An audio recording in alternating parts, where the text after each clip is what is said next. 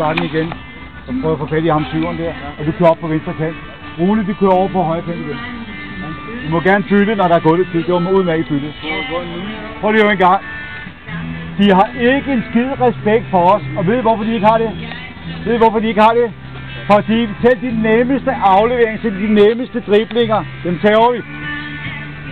Og derfor har de ikke en skide respekt for jer.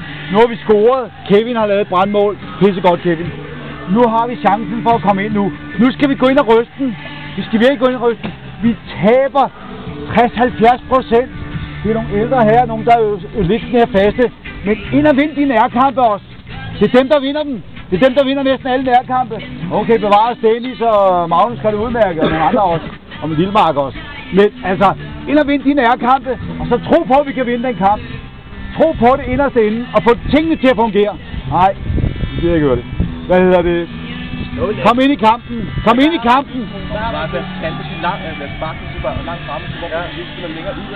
Jamen, Simone, når vi slet ikke kan spille fodbold, så er det lige meget. Jeg har tre mænd, vi er kun to. Ja. Men det er ikke det, der er det vigtigste.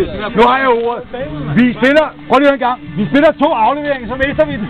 Max, så kan vi ikke spille fodbold. I kan sagtens spille udenom dem. Lad være med at tro, det er noget taktisk det her.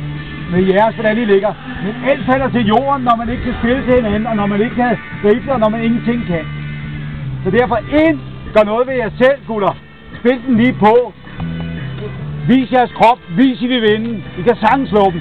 De er dårlige kondition, ja. Hvis I lægger pres på dem fra starten af, så vi score et mål mere. Vi skal op og score 3-4 mål her. Er I med på det? Okay, alt det der taktiske pæs, det er ikke en skid med det her at gøre. Man kan ikke spille fodbold, hvis man ikke skal tage ned og aflevere.